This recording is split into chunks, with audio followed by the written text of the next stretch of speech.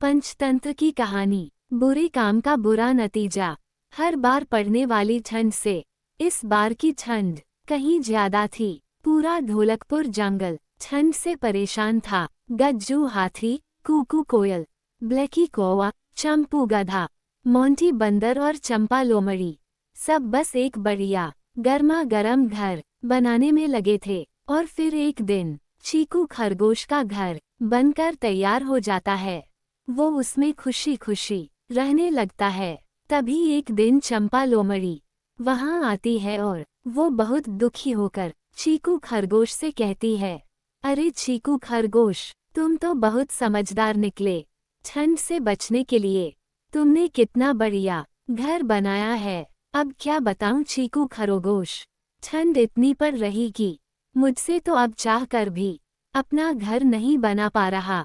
तो क्या चीकू खरगोश, कुछ दिनों के लिए तुम मुझे अपने साथ रख सकते हो? मैं तुम्हें बढ़िया बढ़िया खाना बनाकर खिलाऊंगी। चीकू खरगोश उसकी बात मान जाता है और उसे अपने साथ अपने घर में रहने देता है।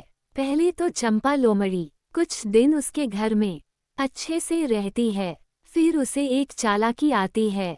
वो सोचती है क्यों न चीकू खरगोश को यहाँ से निकाल दूं। इतनी ठंड में उसके लिए भी खाना बनाना पड़ता है। बस यही सोचते हुए चंपा लोमड़ी चीकू खरगोश को उसके ही घर से निकाल देती है। चीकू खरगोश उसको खूब मनाता है, अरे चंपा, इतनी ठंड में मैं कहाँ जाऊंगा।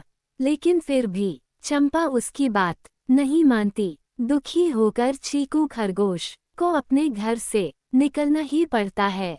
तभी चीकू खरगोश मोंटी बंदर के पास जाता है और उसे चंपा के बारे में सब कुछ बताता है और उससे कहता है कि वो उसके साथ चले और चंपा को घर से बाहर निकाले। चीकू खरगोश को लेकर मोंटी बंदर चंपा लोमड़ी के पास जाता और उस पर गुस्सा करते हुए उसे बाहर निकलने को कहता है। तभी चंपा लोमड़ी मोंटी बंदर को धीरे से अपने पास बुलाती है और उसके कान में कहती है, अरे मोंटी बंदर, तुम यहाँ रह सकते हो इतना गरम घर देखकर। मोंटी बंदर चंपा लोमड़ी की बात मान जाता है और फिर दोनों मिलकर चीकू खरगोश को फिर बाहर निकाल देते हैं। अब चीकू खरगोश ब्लैकी कॉय के पास जाता है, उसे पूरी बात बताता है। मोंटी बंदर की तरह ब्लैकी कौवा भी चंपा लोमड़ी के पास जाता है और चीकू खरगोश को उसके ही घर से निकालने के लिए उस पर गुस्सा करने लगता है। फिर चंपा लोमड़ी ब्लैकी कॉय को भी अपने साथ रहने को कहती है। मोंटी बंदर के साथ साथ अब ब्लैकी कौवा भी उन लोगों के साथ रहने लगता है। ये सब देखकर चीकू खरगोश को अब कुछ समझ नहीं आ रहा था। जिसको भी लेकर आ रहा था वो सब चंपा के साथ उसी के घर में रहने लग जा रहे थे।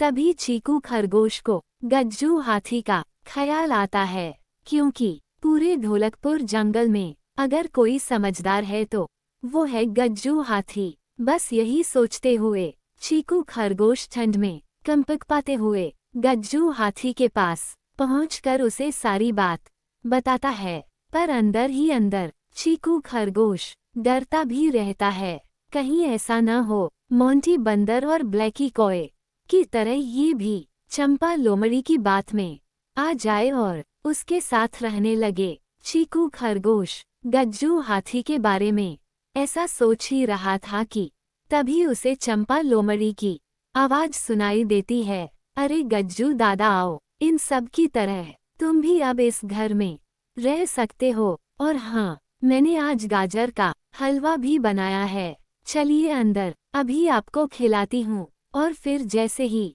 गज्जू हाथी चीकू खरगोश के घर के अंदर जाता है, उसका घर टूट जाता है। सभी टूटे घर से तुरंत बाहर निकलते हैं और जोर जोर से चिल्लाने लगते हैं, अरे गज्जू दादा, ये क्या किया तुमने? इतनी ठंड में हम सब कहाँ रहेंगे? इतना गरम घर क्यों तोड़ा? तभी गज्जू हाथी उनसे कहता है, क्यों, ठंड क्या सिर्फ तुम्हारे लिए है, चीकू खरगोश के लिए नहीं। तुम सब ने एक बार भी चीकू के बारे में नहीं सोचा। चलो चीकू खरगोश, जब तक तुम अपना नया घर नहीं बना लेते तब तक तुम मेरे साथ मेरे घर में रह सकते हो। और हाँ चीकू खरगोश, एक बात और ध्यान रखना, अब से किसी की बातों में आने से पहले उसका अच्छा बुरा जरूर सोच लेना, समझे। सिख, हमें कभी भी किसी के साथ बुरा नहीं करना चाहिए, क्योंकि बुरे काम का नतीजा हमेशा बुरा ही होता है।